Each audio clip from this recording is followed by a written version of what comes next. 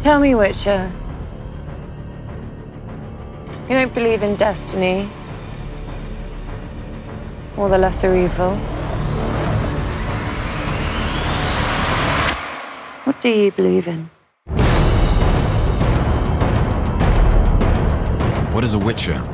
White hair, big old loner, two very, very scary-looking swords. I know who you are. A Witcher is a mutant, and their trade in particular is monster hunting. The Butcher of Blaviken! You are almost universally hated by every species on the continent. It's unlikely you're going to have a cheery personality. But Geralt himself, despite the stony exterior, is actually quite good, but very capable of doing bad things. Geralt isn't simply a white knight. He isn't simply a harsh monster hunter. He's an incredible blend of the two. The rumors about witches are that they don't have emotions. You take no prisoners. So I hear. And that is perpetuated by them. Sometimes there's monsters, sometimes there's money. Rarely both. When they're created, they undergo alchemical trials, which is a combination of elixirs and magic, which have very aggressive effects on their bodies. This allows them to take various potions. These potions enhance them in various and different ways. The signs that witches cast, they are basic magic, but very, very effective. You often see this very dry humor come through, which is one of the more charming aspects of Geralt. You smell of death and destiny. It's onion. Right, yeah. Destiny is one of the major themes, which is a force which is controlling him and indeed the world around him. Geralt aggravates destiny. He doesn't believe in it. But it turns out there may be a little more to it. Find her. But Geralt's greatest strength is his capacity to still love despite having been treated incredibly harshly. Despite what he says, he still believes in the goodness of people. And you couple that with incredible sword skills, speed, agility, and endurance, then you have an interesting character.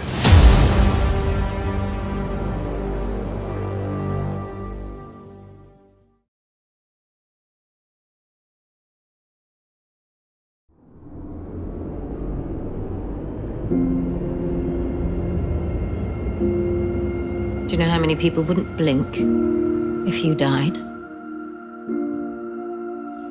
You lie. You keep secrets. You succumb to emotion, to weakness. Do you actually have what it takes?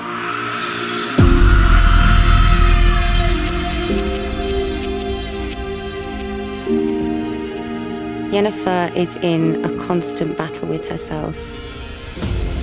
She had a really tragic childhood. A place of frustration, rage, confusion. She was born with a deformed spine and jaw abnormality, and because of that, her father resented her a lot. How much for this beast? 6. 4. Sold. 4 marks. That moment sets up the whole of Yennefer's journey. Just because you are conduits of chaos does not mean that you are capable of magic.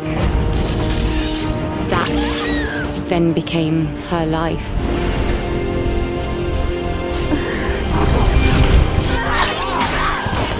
Who's next? However, she is never satisfied, always striving for something else. She owns her sexuality and uses it to manipulate people and get what she wants. Yennefer of Vengerberg. My world is cruel. You enter, you survive, you die. She presents a certain version of herself, someone who's direct and in control, dangerous. The arc that she goes through is an incredible challenge. She longs for this connection, but that fear, that insecurity, feeds this chaos, this magic that makes her incredibly powerful. She's epic. What more do you want? Everything.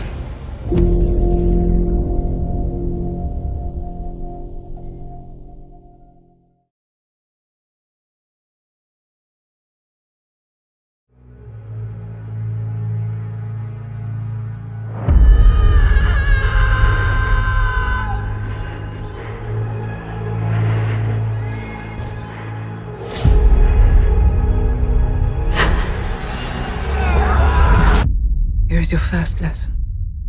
As in life, it is impossible always to be fully prepared for battle. Keep your sword close and keep moving. There's something special about this girl. She's very loyal to the people that she loves. She's built a heart from it, but just hasn't had any experience in the real world.